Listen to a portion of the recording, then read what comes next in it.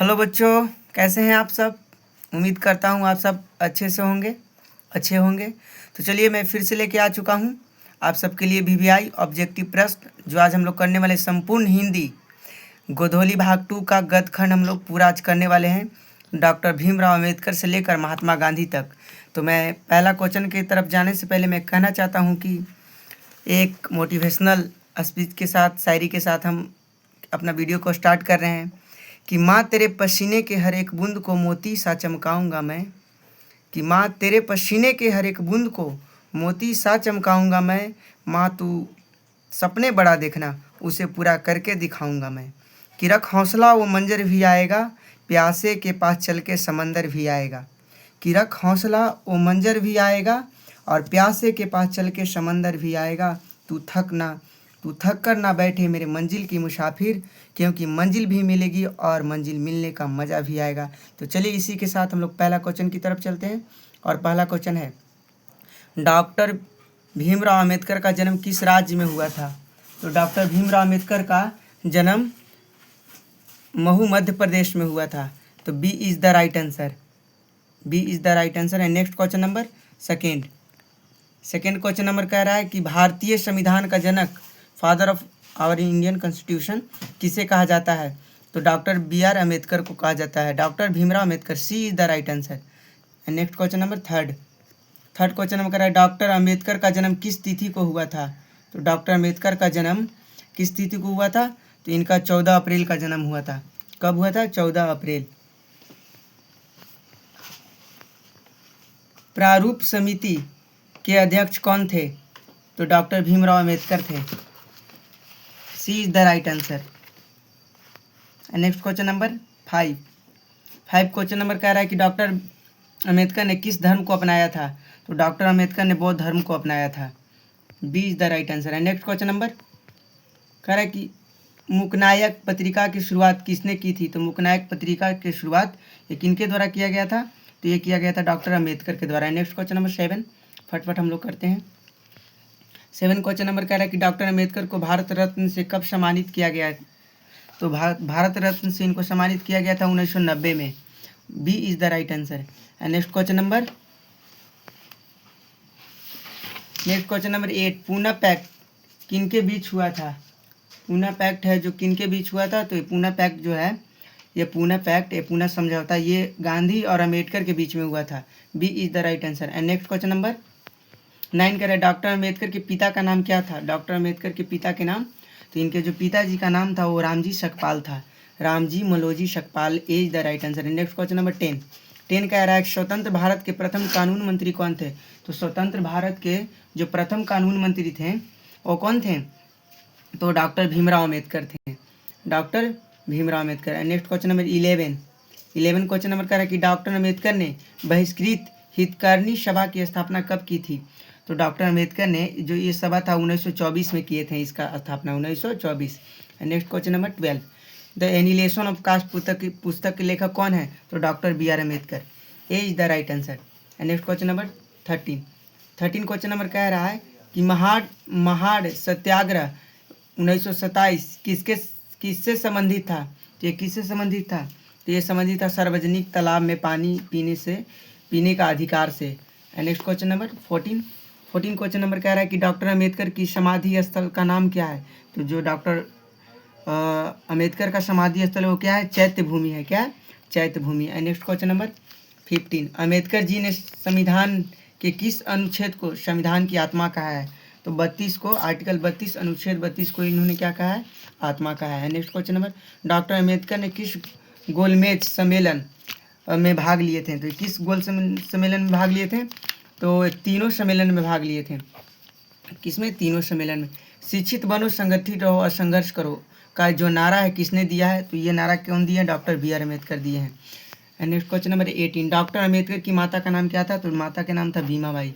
क्या था, Bhimabai. B is the right answer. And next question number 19 कह रहा है कि भारतीय रिजर्व बैंक आरबीआई की स्थापना किस नेता के विचारों के महत्वपूर्ण योगदान था। तो ये बी आर अम्बेडकर का ही था, B R Ambedkar. And next question number 20 कह रहा है, डॉक्टर अम्बेडकर ने बौद्ध धर्म की दीक्षा कहाँ से ली थी। तो बौद्ध धर्म की दीक्षा ये नागपुर से लिए थे। कहाँ से, Nagpur. C is the right answer. And next question number 21 21 question number का है डॉक्टर अम्बेडकर का जन्म किस जाति में हुआ है? तो डॉक्टर अम्बेडकर का जन्म महार जाति में हुआ है। किस में? महार जाति में। 22 क्वेश्चन नंबर डॉक्टर अम्बेडकर के बचपन का नाम क्या था? इनका बचपन के नाम क्या था? तो इनका बचपन के नाम था भीमा। क्या? Bhim. And next question number Hindu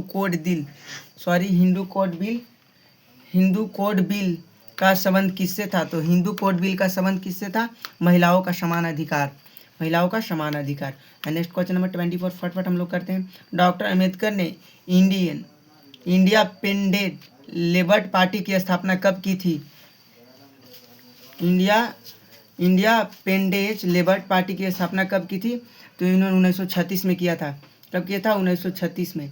next question number संविधान सभा में डॉक्टर अम्बेडकर का निर्वाचन किस क्षेत्र में हुआ था? तो ये कहाँ से हुआ था? तो पश्चिम बंगाल, जो बाद में बॉम्बे में हो गया था। Next question number 26 doctor Ambedkar का निधन कब हुआ था? तो डॉक्टर अम्बेडकर का निधन 6 दिसंबर 1956 में हुआ था। कब? 6 दिसंबर 1956। नेक्स्ट क्वेश्चन नंबर 27 कह रहा है कि डॉक्टर अम्बेडकर को उच्च शिक्षा के लिए बड़ौदा के किस महाराज ने छात्रवृत्ति दी थी? तो कौन दिए थे? वो सयाजीराव गायकवाड़ दिए थे। Next question number 28 Ambedkar ji ने अपनी पीएचडी किस विद्यालय से पूरा किया था? किस विश्वविद्यालय से किया था? तो वो किए थे किस विश्वविद्यालय से? कोलंबिया विश्वविद्यालय से। Next question number 21 question number क्या कह रहा है? 21 कह रहा है कि वेटिंग फॉर अ वीजा किसकी आत्मकथा है? तो ये किसकी आत्मकथा है? ये है डॉक्टर बी आर अम्बेडकर की। Next question number 30 question number कह रहा है कि संविधान बनाने में कुल कितना समय लगा था? तो संविधान बनाने में जो समय लगा था 2 वर्ष 11 महीना 18 दिन लगा था। ये is the right answer. Next question number 20 के दांत कहानी के कहानीकार कौन है? तो ये कौन है? नलिन बिलोचन शर्मा जी हैं। 20 के दांत के कौन? Nalin Bilochan Sharma. Next question number 32 Sen साहब की नई मोटर कार किस रंग की थी? तो ये किस रंग की थी? काली रंग की थी। कैसी? काली। नेक्स्ट क्वेश्चन नंबर 33 कह रहा है कि सेन साहब की नई मोटर कार की जो कीमत थी वो क्या थी? तो 7,500। कितना थी? 7,500। ख is the right answer. Next Sen साहब अपने बेटे कासू को क्या बनाना चाहते थे? तो इंजीनियर बनाना चाहते थे। क्या? ग is the right answer, engineer. Next 35 question number Madan किसका बेटा था? तो जो मदन था वो गिरधर लाल का बेटा था। किसका था? गिरधर लाल का। नेक्स्ट क्वेश्चन नंबर 36 कह रहा कि सेन साहब की कितनी पुत्रियाँ थी? तो सेन साहब की टोटल 5 पुत्रियाँ थी। कितनी? 5। ग is the right answer. Next 37 question number कर कि मदन कासू यानी खोखा के कितने दांत तोड़ डाले थे? तो 2 दांत। कितने? 2। ग is the right answer. Next 38 question number खोखा किस भाषा का शब्द है? तो जो खोखा है वो बंगला भाषा का शब्द है। किसका? बंगला भाषा का। ग is the right answer. Next 39 question number करें नलिनी बिलोचन शर्मा का जन्म कहाँ हुआ था? तो नलिनी बिलोचन शर्मा का जन्म कहाँ हुआ था? वो पटना में हुआ था। पटना। ग इज द राइट आंसर। लट्टू मदन और कासू के बीच झगड़ा किस खेल को लेकर हुआ था? तो लट्टू नचाने के बीच हुआ था। किसका? लट्टू नचाने के बीच इसका लेकर झगड़ा हो गया था। सेन साहब की मोटर कार को किससे खतरा था? तो सेन साहब के जो मोटर कार है वो किससे खतरा था? तो ये किससे था? तो सेन साहब के जो मोटर कार वो कासू से खतरा था। किससे? कासू से। ख is the right answer. And next question number 42 कह रहा है कि गिरधर लाल सेन साहब की फैक्ट्री में क्या थे? तो क्या थे? किरानी थे। क्या थे? किरानी। ग is the right answer. Next 43 20 के दांत कहानीकार वर्ग के अंतर्वी विरोधों को उजागर करती है। तो कैसे मध्य वर्ग के किसके? मध्य वर्ग के एक कहानी है। And next question number 44 Madan अक्सर किसके हाथों से पीटता था? तो जो मदन था अक्सर वो पिताजी के हाथों से मार खाता था। किससे? पिताजी के। ग is the right answer. Next question number 45 Sen साहब की 5 लड़कियां कैसी थी? तो 5 लड़कियां जो क्या थी? बड़ी सुशील थी। क्या थी? सुशील। ख is the right answer. Next 46 question number 46 कह रहा है कि सीमा रजनी आलो शेफाली आरती ये पांचों किसकी बहनें थी? ये किसकी बहनें थी? खोखा का। किसकी? खोखा का। ख is the right answer. Next 47 सफर यानी ड्राइवर के साथ किस बच्चे का विवाद हुआ था? तो किस बच्चे की? मदन का हुआ था। किसका? मदन। नेक्स्ट क्वेश्चन नंबर 48 कर 20 के दांत शीर्षक कहानी का नायक कौन है? तो 20 के दांत जो कहानी है उसका नायक कौन है? तो मदन है। कौन है? मदन। ग is the right answer. Next 49 question number Sen साहब के मित्र कौन थे? तो जो सेन साहब के मित्र थे वो पत्रकार थे। क्या? पत्रकार। ग is the right answer. Next 50 kasu Madan के साथ किस खेल में शारीरिक होना चाहता था? किस खेल में? तो लट्टू। किसका? लट्टू इज द राइट आंसर। लट्टू। नेक्स्ट क्वेश्चन नंबर 51 51 कह रहा है कि नलिनी बिलोचन शर्मा की मृत्यु कब हुई थी? तो नलिनी बिलोचन शर्मा की जो मृत्यु हुई थी 12 सितंबर 1961 में, 12 सितंबर 1961। कई द राइट आंसर है। नेक्स्ट क्वेश्चन में मदन की उम्र क्या थी? तो जो मदन का उम्र था वो 5-6 साल था। कितना? 5-6 साल। गई the right answer. Next question number कह रहा है कि कासू घर के नियमों को क्या था? तो घर के नियमों को क्या रहता था? वो अपवाद रहता था, खिलाफी, मतलब अलग ही वो करता था, घर के नियम को तोड़ देता था, बड़ी बदमाश था। Next question number 54 question number कह रहा है कि सेन साहब की मोटर कार का जो मॉडल क्या था? तो सेन साहब की जो मोटर कार था वो मॉडल क्या था? तो मोटर था स्ट्रीम लाइन एंड। क्या था? Stream line and. कई द राइट आंसर है। नेक्स्ट क्वेश्चन नंबर 55 कह रहा है कि गिरधर लाल को नौकरी से किसने निकाला? तो गिरधर लाल को नौकरी से किसने निकाला था? तो सेन साहब। किसने? सेन साहब ने। 56 क्वेश्चन नंबर, हंसों की जमात में शामिल होने के लिए कौन तरस गया? तो कौवा तरस गया। कौन? कौवा। खई the right answer. Next question number 57 कह रहा है कि सेन साहब की आंखों का तारा कौन था? तो आंखों का तारा कौन था? खोखा था। खई द राइट आंसर है। नेक्स्ट क्वेश्चन नंबर 58 कह रहा है कि 20 के दांत कहानी का संदेश क्या है? तो जो ये संदेश है वो अन्याय और अहंकार के विरुद्ध। नेक्स्ट क्वेश्चन नंबर, गिरधर लाल मदन को अंत में क्या करता है? तो अंत में क्या करता है?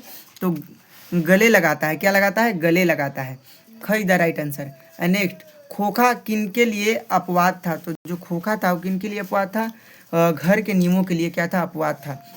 गई द राइट आंसर है। नेक्स्ट 61, भारत से हम क्या सीखें पाठ के जो लेखक हैं वो कौन है? तो भारत से हम क्या सीखें, इन पाठ के लेखक कौन है?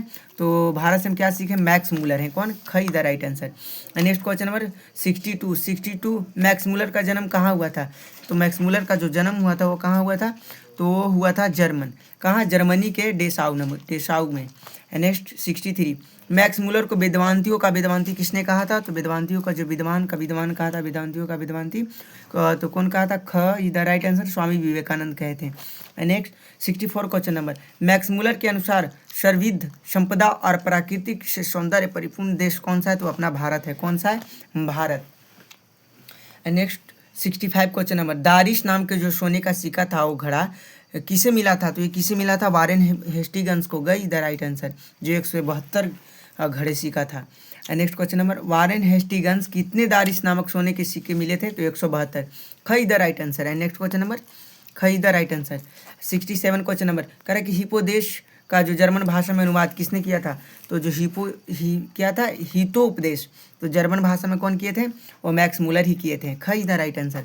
नेक्स्ट क्वेश्चन नंबर 68, कह रहा है मैक्स मूलर ने कालिदास की किस रचना का जर्मन में अनुवाद किया? मैक्स मूलर ने क्या किया था? कालिदास की एक रचना था उसको जर्मन में अनुवाद किया था। तो कौन सी था? तो 68 के क्या हो जाएगा? मेघदूत। कौन था? मेघदूत। नेक्स्ट क्वेश्चन नंबर 69 कह रहा है कि सर विलियम जोन्स ने भारत की यात्रा कब की थी? तो ये भारत की यात्रा कब की थी? तो 69 का राइट आंसर हो जाएगा क्या? ये कब किए थे? 1783 में किए थे। गई द राइट आंसर। कब? 1783। नेक्स्ट 70 क्वेश्चन नंबर क्या करा कि मैक्स मूलर के पिता का नाम क्या था? तो जो मैक्स मूलर के पिताजी का नाम था वो क्या था? William Muller. क्या था? William Muller. कई the right answer. Next, Sanskrit भाषा का शब्द अग्री लैटिन में किस रूप में मिलता है? तो ये किस रूप में मिलता है?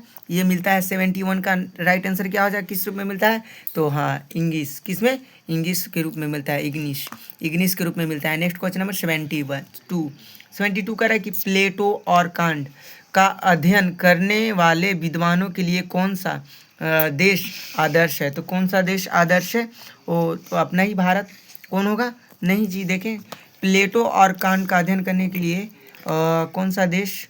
तो कौन सा देश हो जाएगा? देश आदर्श है तो हाँ, भारत ही है। कही the right answer. Next question number 73 question number कह रहा है कि भारत की प्राचीनतम भाषा कौन सी है? तो सबसे पुराना भाषा भारत की कौन सी है? प्राकृत भाषा की संस्कृत भाषा। तो संस्कृत भाषा है। गई the right answer. Next question number कह रहा है 74 कि मैक्स मूलर ने कितने वर्ष की अवस्था में लिपजिंग विश्वविद्यालय में संस्कृत का क्या किए? अध्ययन प्रारंभ किए। तो कब किए थे? कितने? तो 72 का राइट आंसर क्या हो जाएगा? 74 का क्या हो जाएगा? तो 74 का हो जाएगा 18 वर्ष। कितना? 18 वर्ष की उम्र में। नेक्स्ट 75 क्वेश्चन नंबर 75 कह रहा है कि निर्वंश दिखाई, निर्वंश विधा का संबंध किससे है?